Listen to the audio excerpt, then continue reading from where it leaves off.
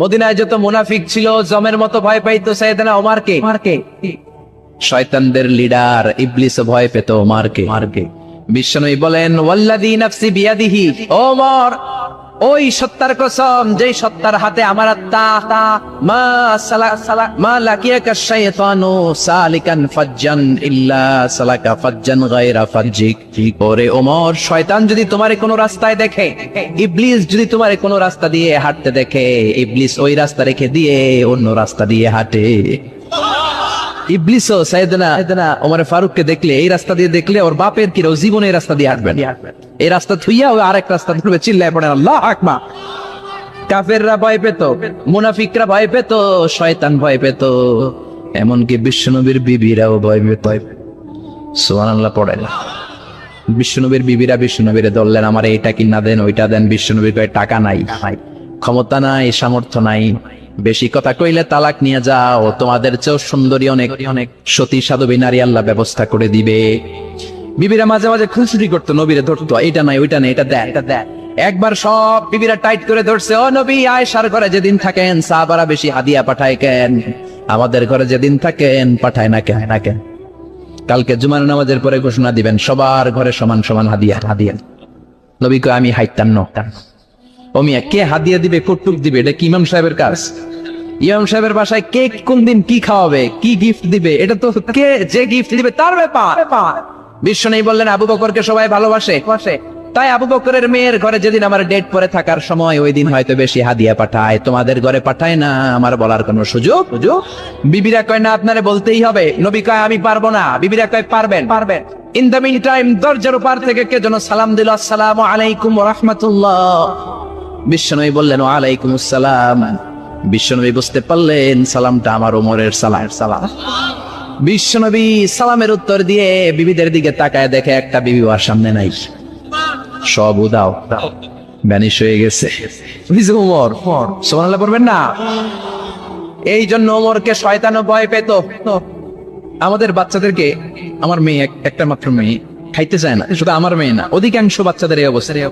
ওরা আম্মু দিক দিয়ে খাওয়ায়, আবার দৌড় দেয়, আবার আমি খাওয়াই, আবার কান্নাকাটি করে, বলে গল্প শোনাও, তাইলে খাবো। এখন গল্প শোনাইলেও খায় না। বর্তমান সময়ের ছেলে মেয়েগুলো এরকম, এত জ্বালাতন করে, খেতে চায় না তো বলতে হয় বাঘ আসবে, বাঘ, সিংহ আসবে, সিংহ মামা আসবে, ঘুমাও। এগুলো আমরা বলি না? বড় দোষী তো তার কি বলেন, বাচ্চা যদি না ঘুমায়, না খাইতে চায়, এগুলোই তো বলে। বাঘ আসবে, বিড়াল আসবে। মদিনাতে ওমরে ফারুক যখন খলিফা, মদিনার কোন বাচ্চারা যদি না খেতে চাইতো, না ঘুমাইতে চাইতো, মদিনার মায়েরা বলতো তাড়াতাড়ি ঘুমাও, ওই যে ওমর আসতেছে, ওমর। আল্লাহু আকবার।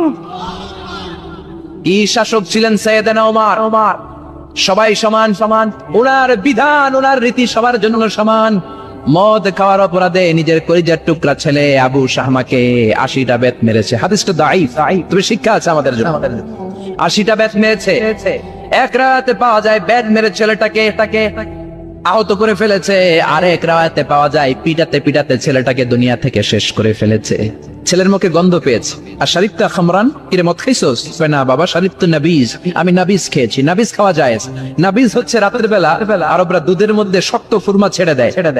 1 কেজি দুধের মধ্যে 10টা শক্ত খুরমা ছেড়ে দিলে সকালবেলা দুধের কালারটা সাদা থাকে না, শক্ত খুরমার রস টেনে ওটা লাল হয়ে যায়, খেতে বড় মজা। এটাকে বলে নাবিজ।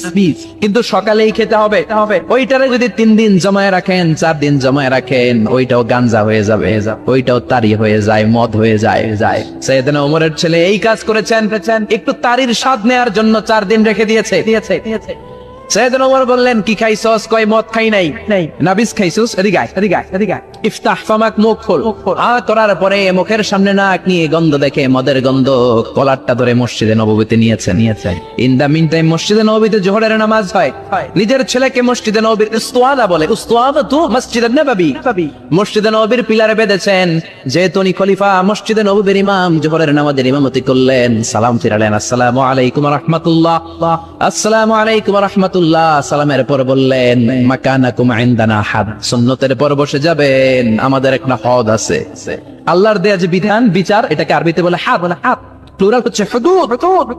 আমাদের হুদুদ আছে, মানে গুরুদণ্ড আছে, বসবেন। হাজার মানুষ সবাই ওযু করে যখন ঢুকতেছিল, দেখে আবু শামা পিলারে বাঁধা। সবাই তো আশ্চর্য, কি আজীব তামাশা, প্রেসিডেন্টের পোলা বাথা। নামাজের পরে বাইরে আসার পরে হাজার হাজার মানুষ তাকিয়ে আছে, কানাঘুষা শুরু হয়ে যায়। সবাই বলে কি হয়েছে? ওমর কয় আমার টানাটানি করা যাবে না, এই যে থামেন, এখন টানলে কি হবে? আমি যাই, খুব বিশৃঙ্খলা হবে। দাঁড়াই শুনলে ডবল সওয়াব। আমি চলে গেলে এরপর আপনার টানাটানি করে ঢুকে। কথা শুনতেছেন তো? মনোযোগ আছে?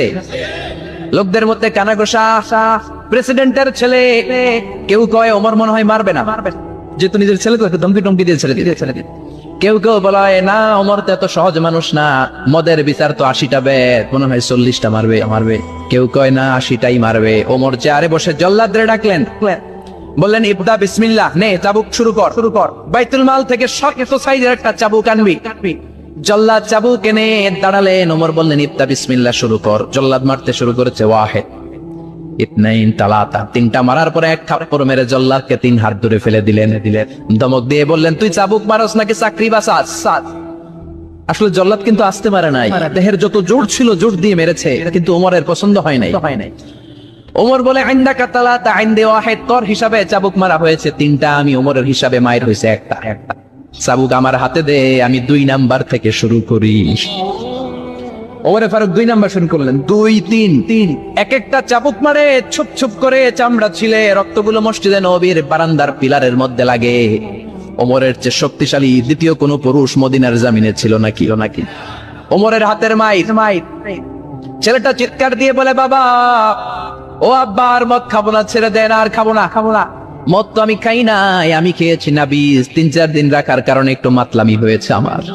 আব্বা এবারের জন্য ছেড়ে দেন, আর খাবো না। ওমরের কঠোর হৃদয়ে কোনো দয়া মায়া আসে না, মারতে লাগলেন। এবার আবু শাহামার মা, ওমরের বউ, পায়ের মধ্যে ওমরের পায়ে পড়ে ডেকে বলে, ও ওমর, আমার কলিজার টুকরা ছেলেটারে মারিস না। 30টা বাড়ি মারা হয়েছে, আর বাকি 50টা বাড়ির জন্য এক একটা চাবুকের বিনিময়ে আমি এক একটা উট আল্লাহর রাস্তায় সদকা করবো রে ওমর। সাইয়েদনা ওমর বলে, আরে নিয়ে যাও। আবু শাহামার মা উট দিয়ে আল্লাহর জাইন চাবুকের বাড়ি থেকে একটা বাড়িও কমানো যাবে না, 80টা বাড়ি দেয়া পর্যন্ত পৃথিবীর কোন শক্তি আবু শাহামারে আমার হাত থেকে ছুটাতে পারবে না। আবু শাহামার মা কাঁদতে লাগলো। ওমরের মনে দয়া মায়া হয় না। 40টা বাড়ি মারার পরে ছেলে বেহুশ, 50টা মারার পরে আবু শাহামা দুনিয়া থেকে শেষ। সবাই নিস্তব্ধ নীরবতা, পিন ড্রপ সাইলেন্স, পিনপতন নীরবতা। রাগে তখনও গড়গড় করছে ওমর। সাইয়েদনা ওমর বলেন, গোসল দে, জানাজা দে, কবর দেওয়ার পরে ওই কবরের উপর 51 নাম্বার থেকে মারা শুরু করলেন। 52, 53, 60টা, 70টা, 80টা চাবুকের বাড়ি কবরের মধ্যে বিশাল বড় বাড়ি মেরে আঘাত করে আল্লাহরে ডেকে বললেন, আল্লাহ, আমার ছেলে হওয়ার কারণে, প্রেসিডেন্টের ছেলে হওয়ার কারণে আমি পার্সিয়ালিটি করি নাই, একটা চাবুকের বাড়িও কম দেই নাই। কিয়ামতের দিন তুমি আমার জালিমদের কাতারে দাঁড় করাতে পারবা না। আল্লাহু আকবার। ওই ওমরের শাসন যদি দেশে থাকতো, দেশটারে মদিনা বানাইতো কে? এখন রিকশাওয়ালার পোলার জন্য এক নিয়ম, প্রধানমন্ত্রীর পোলার জন্য আরেক নিয়ম, কুলিওয়ালা ঠেলাওয়ালার জন্য এক নিয়ম, প্রেসিডেন্টের মেয়ের জন্য আরেক নিয়ম। জোরে বলেন ঠিক কিনা? সবার জন্য যদি এক নিয়ম হতো, চুরি করলে যদি হাত কাটা হতো, জিনা করলে যদি পাথর মেরে গর্দানটা উড়িয়ে দেয়া যেত, বাংলার জমিনে আর কোন চোর আর জিনাখোর পাওয়া যেত না। চুরি করলে হাত কাটো কার আইন? তবে এটা কলা চোর, মুরগি চোর, ডাব চোর, আম চোর না। যেই চোর গুলো একটা কলমের সিগনেচারের খোঁচায় দেশের 1000 কোটি টাকা মেরে দেয়, ওই চোরদের হাত আগে কাটতে হবে। যেরকম ঠিক কিনা? এক কলমের খোঁচায় শেয়ার বাজার খাইয়া ফেলায়, হলমার্ক খাইয়া ফেলায়, দেশের টাকা সুইজারল্যান্ডে পাঠায়, ওই চোরগুলার হাত। জোরে বলেন ঠিক কিনা? আল্লাহর দিন বাস্তবায়নে সবচেয়ে কঠোর সাহাবী ছিলেন ওমর। আবু বকর ছিলেন নরম, ওমরের মেজাজকে গরম বানাইছে কে? এই জন্য ইসলামের মধ্যে যেমনি সহনশীলতা আছে, আবার ইসলামের মধ্যে বিদ্রোহ আছে না নাই? ওই রকম একটা ওমরের দরকার, আমাদের বেশি চাই না। জোরে বলেন ঠিক কিনা?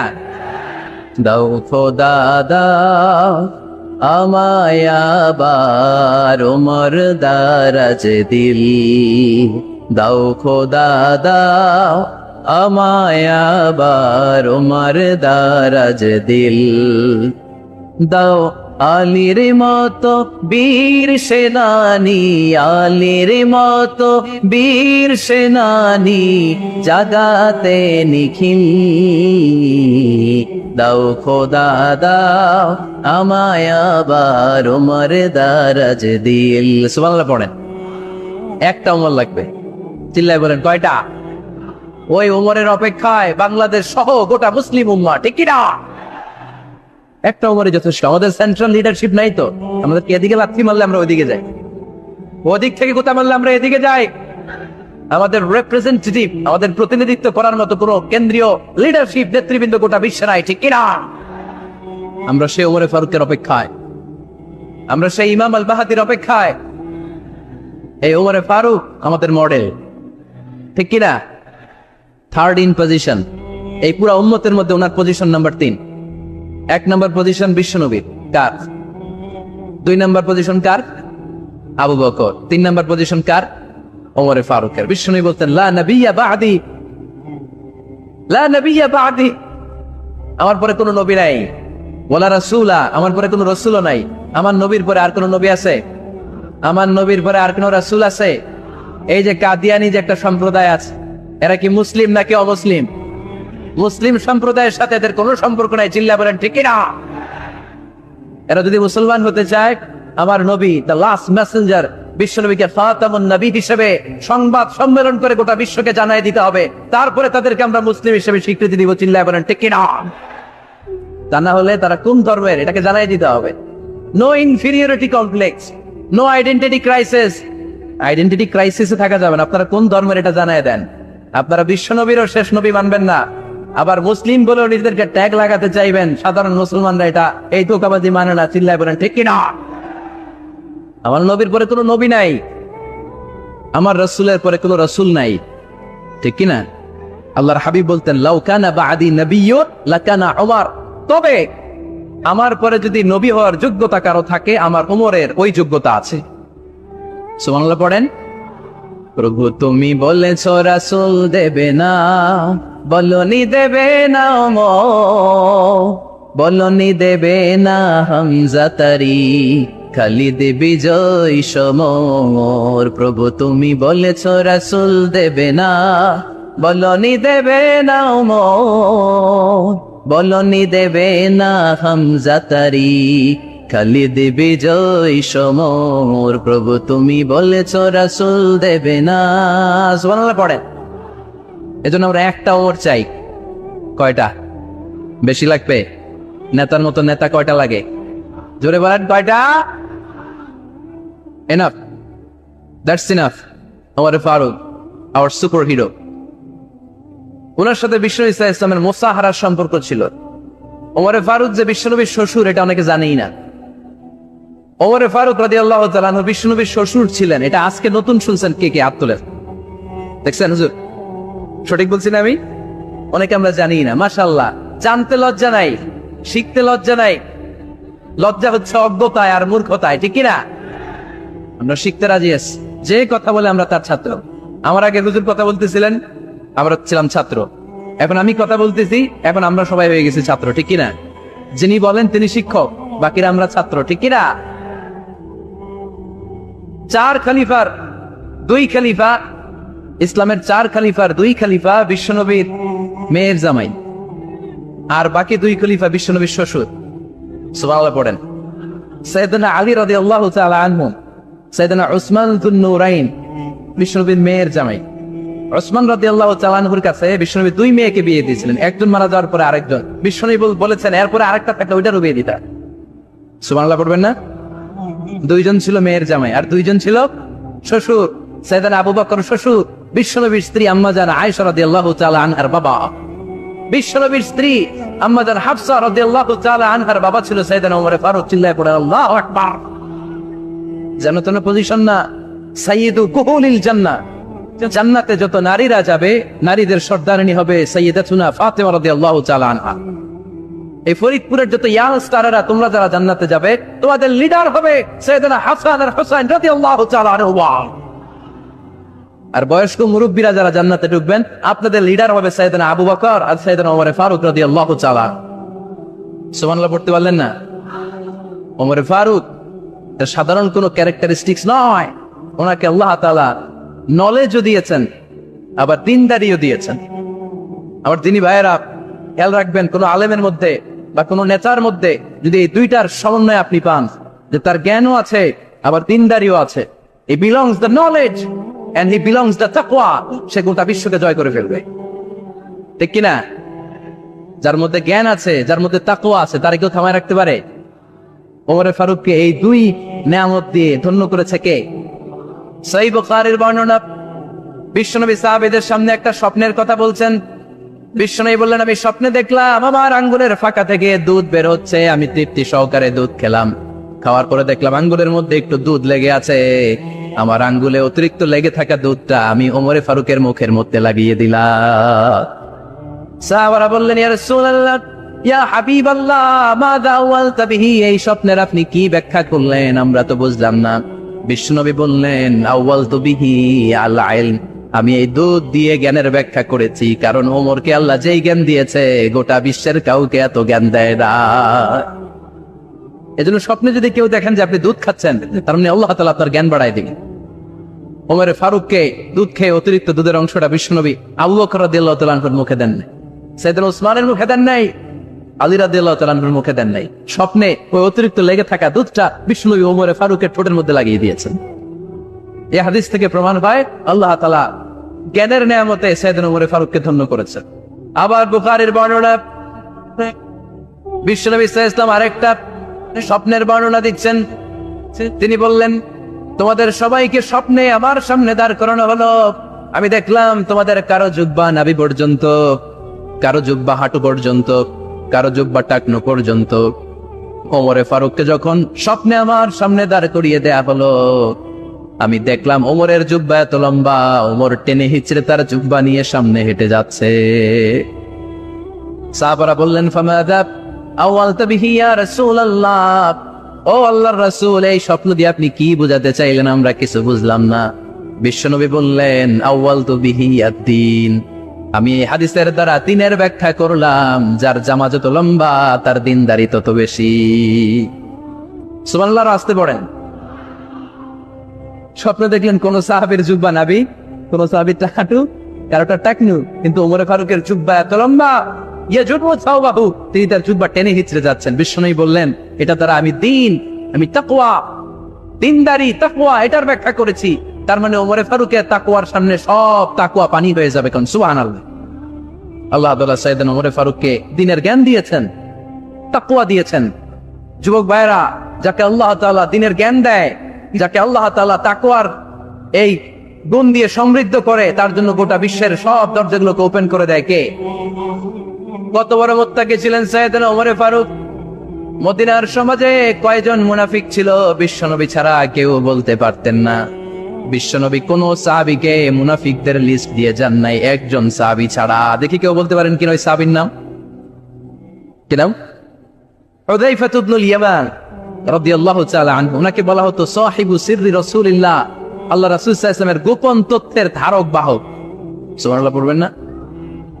বিশ্বনবী ইন্তেকালের আগে মদিনার সমাজে মোট কয়জন মুনাফিক আছে, এই তথ্য আবু বকরকে বলেন নাই, ওমর রাদিয়াল্লাহু তাআলা আনহুকে বলেন নাই, উসমান রাদিয়াল্লাহু তাআলা আনহু, আলী রাদিয়াল্লাহু তাআলা আনহু, আশারাতুল মুবাশশিরিনা বিল জান্নাহ কোন সাহাবীকে বলেন নাই। শুধুমাত্র কেবলমাত্র একমাত্র হুযায়ফা ইবনুল ইয়ামান রাদিয়াল্লাহু তাআলা আনহুর কাছে মুনাফিকদের লিস্টে বিশ্বনবী দিয়ে গিয়েছে। সুবহানাল্লাহ পড়ে। মদিনায় কারা কারা মুনাফিক কেউ জানতো না হুযায়ফা ছাড়া। কে ছাড়া? নামটা আজকে মুখস্থ করেন, যাতে অন্য কোনো ওয়াজে কেউ জিজ্ঞেস করলে বলতে পারেন। মুনাফিকদের লিস্ট যে সাহাবীর কাছে বিশ্বনবী দিয়ে গিয়েছিলেন, সাহাবীর নাম কি? নাম? নামটা কেমন লাগে? ভাল লাগে? অনেকে আমারে জিজ্ঞেস করে, হুজুর আমার ছেলে হবে আগামী মাসে, একটা নাম দেন। নাম দিয়ে দিলাম হুযায়ফা। যাদের হবে ছেলে, এলাকায় যাদের নেক্সট কয়েক মাসে ছেলে হবে, খালি হুযায়ফা চলবে। কি চলবে? ভাল লাগে? নামটা ভাল লাগে? রাইখেন, অনেক সুন্দর নাম। উনি জানতেন মুনাফিক কারা। দেখেন ওমরে ফারুকের তাকওয়ার লেভেলটা কত হাই। ওমরে ফারুক একদিন হুযায়ফা রাদিয়াল্লাহু তাআলা আনহুর কাছে গেলেন, যে বললেন, হুযায়ফা, বিশ্বনবী ইন্তেকালের আগে মুনাফিকদের নামের লিস্টটা কারো কাছে দেয় নাই, আমার জানা নাই, সাইয়েদনা আবু বকরের জানা নাই, কোন সাহাবীর জানা নাই তুমি ছাড়া। আমি তোমার কাছে জানতে চাই, আমি ওমরের নামটা ওই মুনাফিকদের খাতায় আছে কিনা আমার একটু বলো। আমার ওমরের নামটা ওই মুনাফিকদের লিস্টিতে একটু আছে কিনা, নামটা একটু বলো। যদি থাকে আমি ভালো হয়ে যাব, আমি নেফাকি দূর করে পাক্কা মুমিন হতে চাই। আমার নাম যদি মুনাফিকের লিস্টে থাকে আমি তো শেষ। হুযায়ফা চোখের পানি ছেড়ে দিয়ে বলে, আমিরুল মুমিনিন, কেমন প্রশ্ন করলেন আপনি? আপনি বিশ্বনবীর শ্বশুর, এই উম্মতে আপনার পজিশন 3 নাম্বার। আপনারে মুনাফিকরা ভয় পায়, শয়তান আপনারে ভয় পায়।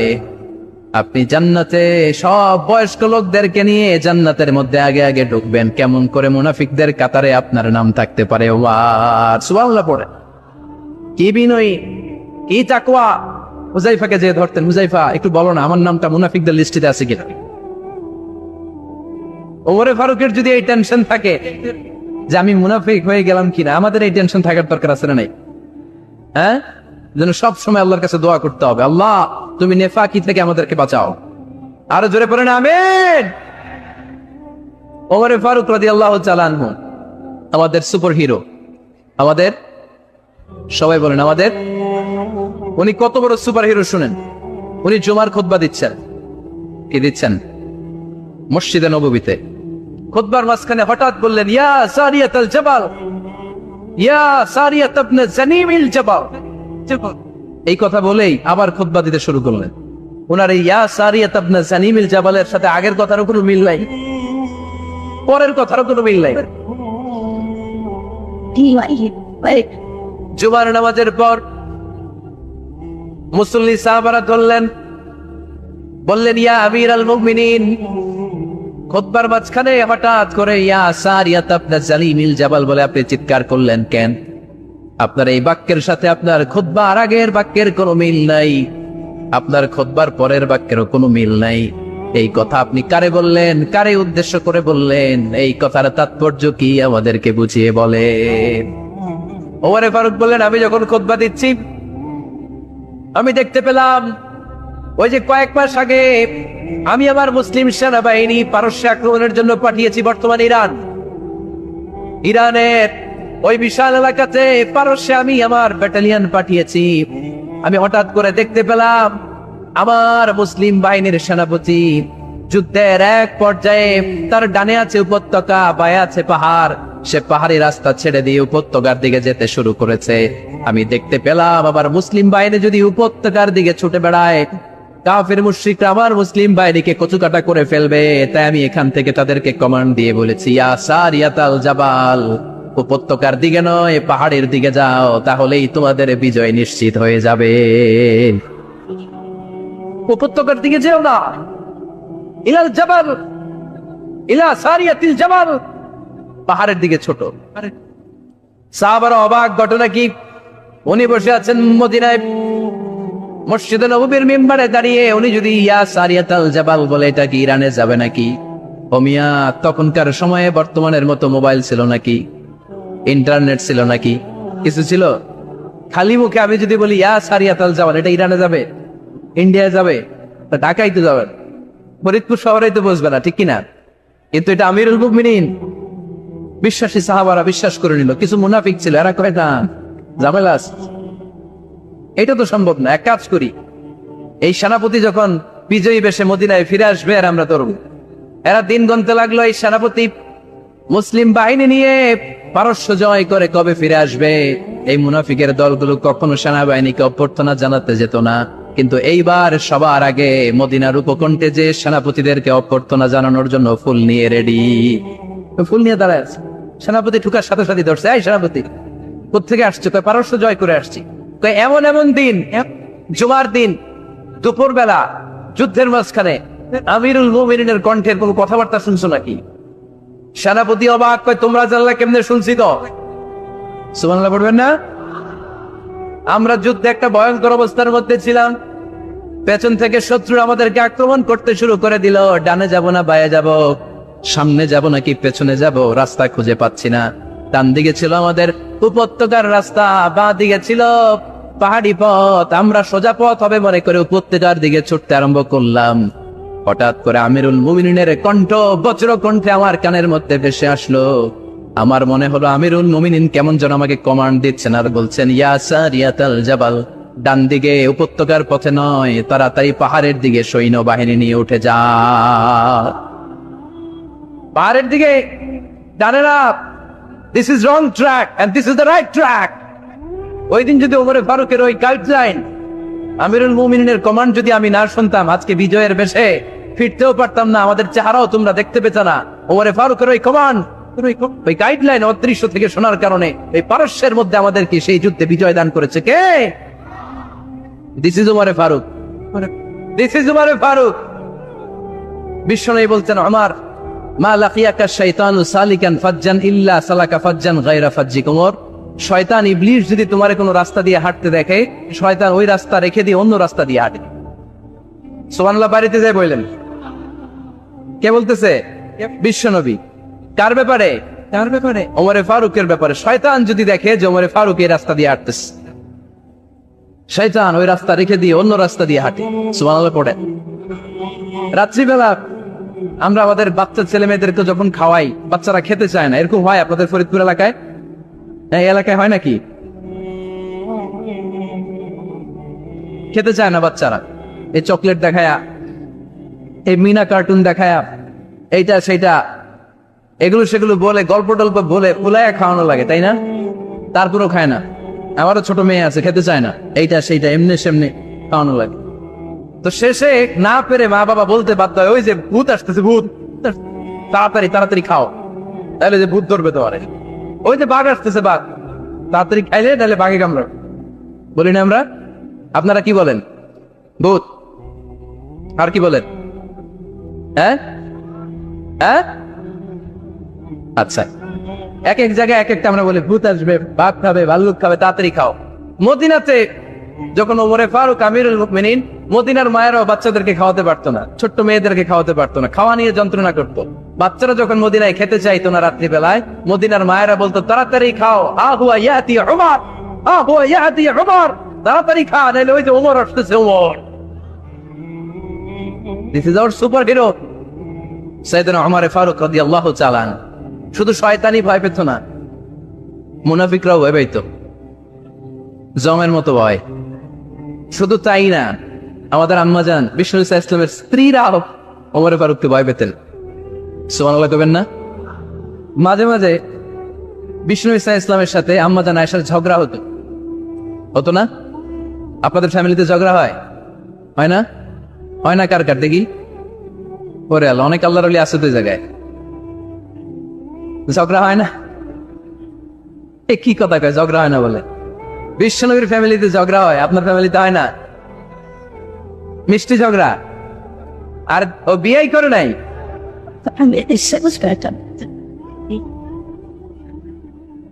ঝগড়া তো হবেই।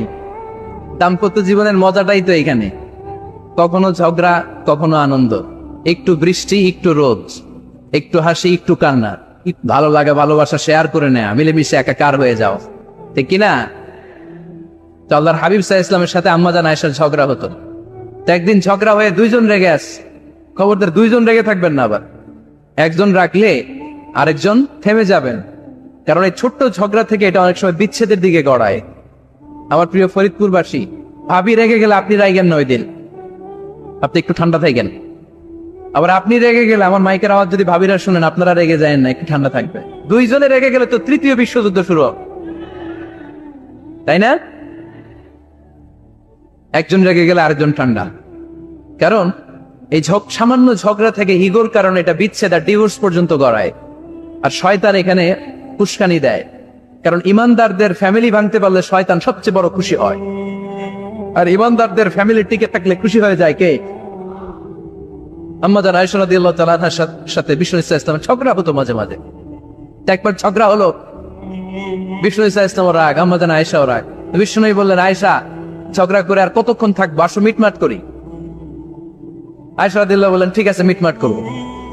তো বিষ্ণু ইসলাম বললেন, মিটমাটের জন্য কারে ডাকবো? ওমর রে ডাকি। কয় না, ওমর রে না, ওমর গালিজ, ওমর তো অনেক রাগে, আমার ডর লাগে। কয় তাহলে তোমার আব্বারে ডাকি। কয় ডাকেন, কি খুশি? মেয়েদের মধ্যে এই অভ্যাসটা আছে না নাই? তাহলে তোমার আব্বারে ডাকেন, ডেকে নিয়ে আসা হলো। আবু বকর রাদিয়াল্লাহু তাআলা আনহু দাঁড়ালেন, আম্মা জান আয়েশা দাঁড়ালেন, বিশ্বনবীও দাঁড়ালেন। বিশ্বনবী বললেন, আয়েশা তোমার আব্বা আসছে, এবার ঘটনা খুলে বলার পালা, তুমি বলবা নাকি আমি বলবো? আম্মা জান আয়েশা বললেন, আপনি বলেন, তবে ওয়ালা তাকুল ইল্লা হাক্কান, যেটা ঘটছে ওইটাই বললেন, মিথ্যা কথা কইেন না।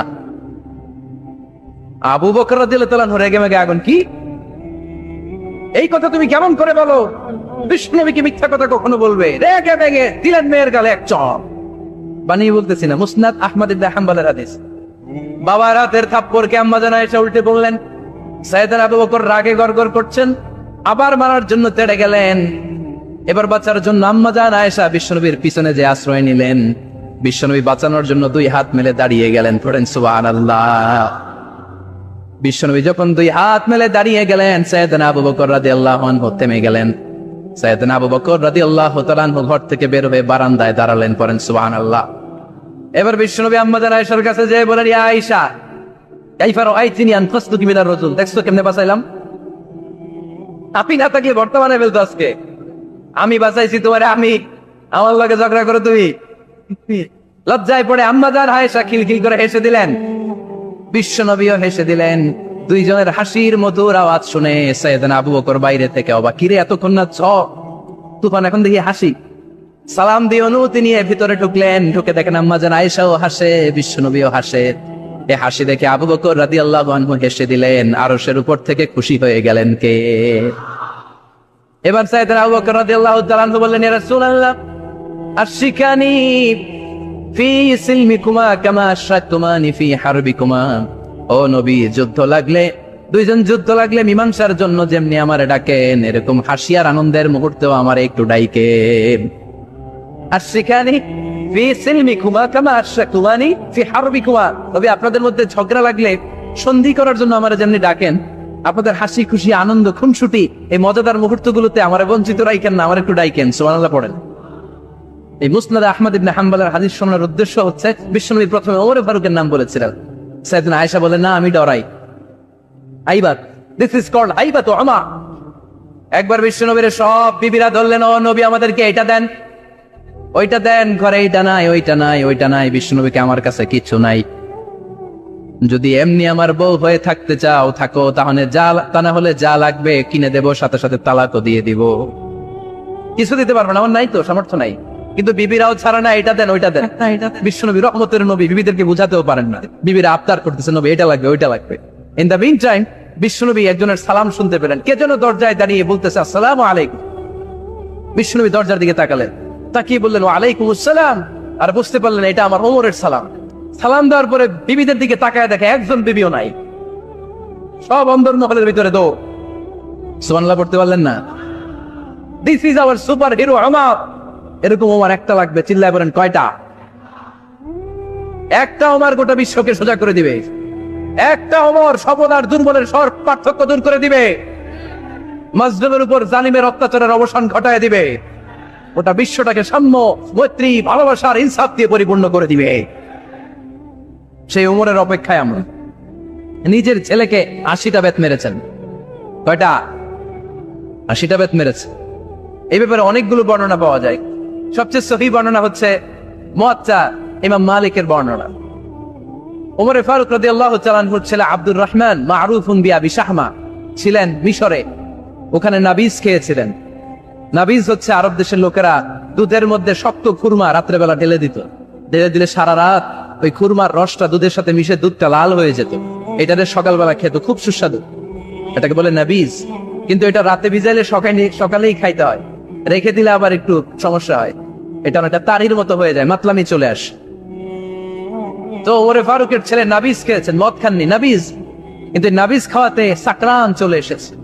সাকরান চলে আসাতে এটা যখন প্রমাণিত হয়েছে, আমর ইবনে আস রাদিয়াল্লাহু তাআলা আনহু নাকি 80 বেত মেরেছেন মিশরে।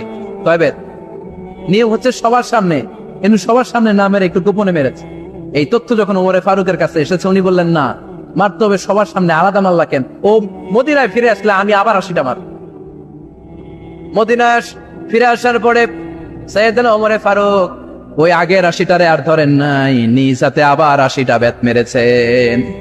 এই বেত মারার 1 মাস পরে এই আবু শামা ইন্তেকাল করেছে। অনেক ঐতিহাসিক বলে এই বেতের আঘাতে মরেছে, কেউ কেউ বলেছে নিজের রোগের কারণে মরেছে। কিন্তু দিস ইজ দ্য ইনসাফ সিস্টেম অফ উমর। নিজের ছেলে বলে ছেড়ে দেয় নাই, এখন নিজের ছেলে হইলে 7 খুন মাফ, নেতার ছেলে হইলে 10 খুন মাফ, এলাকার মরণের ছেলে হইলে 10 খুন মাফ। নো পার্সিয়ালিটি ইন ইসলাম। ইসলামে পার্সিয়ালিটি নাই। আপনি নেতার ছেলে হন, আপনি বিজনেস ম্যাগনেটের ছেলে হন, আপনি যেই হন না কেন, ইসলামের দৃষ্টিতে সবাই সমান। চিল্লায় বলেন ঠিক কিনা? বনু মখজুমিয়া গোত্রের এক নারী চুরিতে ধরা পড়ল। সাহাবারা বললেন, নবী মদিনার সবচেয়ে ভেরি প্রেস্টিজিয়াস এন্ড ডিগনিফাইড ফ্যামিলির মেয়ে, আপনি হাত কাটেন না, কারণ ইসলামের নিয়ম চুরি করলে কি কেটে দাও? বিষ্ণু বললেন, বড় কি হাত না কাটার জন্য তোমরা আমাকে রেকমেন্ড করছো? এটা আল্লাহর আইন, পৃথিবীর কেউ রেকমেন্ড করলো শোনার ক্ষমতা আমার নাই, কারণ আইনটা দিয়েছে কে? লাউ কানাত ফাতিমাতু বিনতি মুহাম্মাদিন সারাকাত লাকাতা মুহাম্মাদুন ইয়াদাহা। আরে বনু মাকসুমিয়া মেয়ে তো দূরের কথা, আমার কলিজার টুকরা ফাতেমাও যদি আজ চুরিতে ধরা পড়তো, তার হাত কেটে দিতে আমি 1 মিনিটও দেরি করতাম না। দিস ইজ ইসলাম। এই হচ্ছে ওমর ফারুকের মানাকিব। এরকম ওমর ফারুক কয়টা লাগবে? আওয়াজ করে বলতে হবে, কয়টা লাগবে? একটা লাগবে। এই সাইয়েদনা ওমর ফারুক মদিনার প্রথম চিফ জাস্টিস ছিলেন। সর্বপ্রথম ওনার পরামর্শে সাইয়েদনা আবু বকর রাদিয়াল্লাহু তাআলা আনহু কোরআনকে সংকলন করেছেন। আমরা এই যে কোরআন পড়ি 30 পারা, এমদাদিয়া লাইব্রেরির 114টা সূরা, কত সুন্দর সন্নিবেশ করা হয়েছে, এখানে সাজানো হয়েছে। আল্লাহর হাবিব সাল্লাল্লাহু আলাইহি ওয়াসাল্লামের সময় কি এরকম কোরআন ছিল নাকি? ছিল? ছিল। খেজুর পাতার মধ্যে, গাছের বাকলের মধ্যে, ওটের বড় হাড্ডির মধ্যে আর পাথরের মধ্যে খোদাই করা কোরআন ছিল। সাইয়েদনা আবু বকরের সময় রাদিয়াল্লাহু তাআলা আনহুর সময় যুদ্ধ হলো, 70 জন হাফেজ সাহাবী ইন্তেকাল করলেন। সাইয়েদনা আবু বকর রাদিয়াল্লাহু তাআলা আনহুকে ডেকে ওমর ফারুক বললেন, ও আবু বকর, এইভাবে হাফেজে কোরআন সাহাবীরা যদি দুনিয়া থেকে বিদায় হয়ে যায়, আল্লাহর কোরআনও তো বিদায় হয়ে যাবে। আমার পরামর্শ হলো আপনি সব বয়োজ্যেষ্ঠ সাহাবীদেরকে একসাথে করে কোরআনের সব কাগজগুলোকে একসাথে করে একটা নির্ধারিত কপির মধ্যে কোরআনকে সংকলন করে ফেলেন। সাইয়েদনা আবু বকর বললেন, যেটা আমার নবী করে না, এটা আমি কেমনে করি? কিন্তু ওমর ফারুক নাচরবান্দা বলে না, এটা করলে কোনো খারাপ হবে না, ভালোই হবে। মুসলিম উম্মার জন্য এক জায়গায় কোরআন সন্নিবেশিত থাকবে, আপনি করেন। সাইয়েদনা আবু বকর রাজি হয় না, ওমর ফারুকও ছাড়ে না। ওমর ফারুক বলতে বলতে এমন ভাবে সাইয়েদনা আবু বকর রাদিয়াল্লাহু তাআলা আনহুকে ধরলেন। সব শেষে সাইয়েদনা আবু বকর ওমর ফারুকের কথায় কোরআন সংকলনে রাজি হয়ে গেলেন। পড়েন সুবহানাল্লাহ।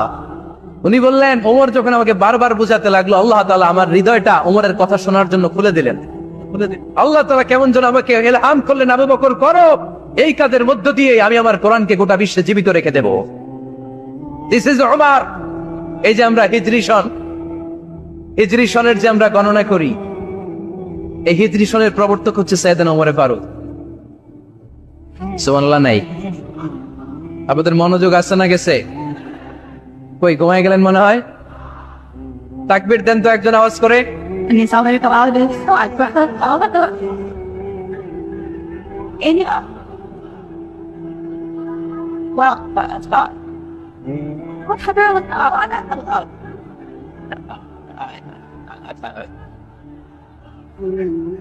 মাশাআল্লাহ মাশাআল্লাহ। বসেন বসেন, এখনই শেষ করে দেব কিছু সময়ের মধ্যে। আমরা একসাথে বিদায় নেব ইনশাআল্লাহ। ওঠা বসা করবেন না, বসেন।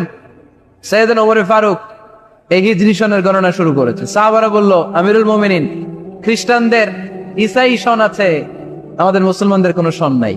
আমাদের একটা সন থাকলে আমাদের জিজিয়া নিতে, আমাদের যাকাতের টাকা উত্তোলন করতে অনেক সুবিধা হবে।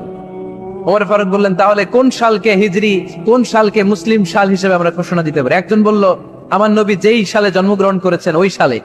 ওমর ফারুক বললেন, না, আমার নবীর জন্ম আমাদের জন্য খুশির দিন, কিন্তু এটা আমাদের জন্য প্রেরণা নয়।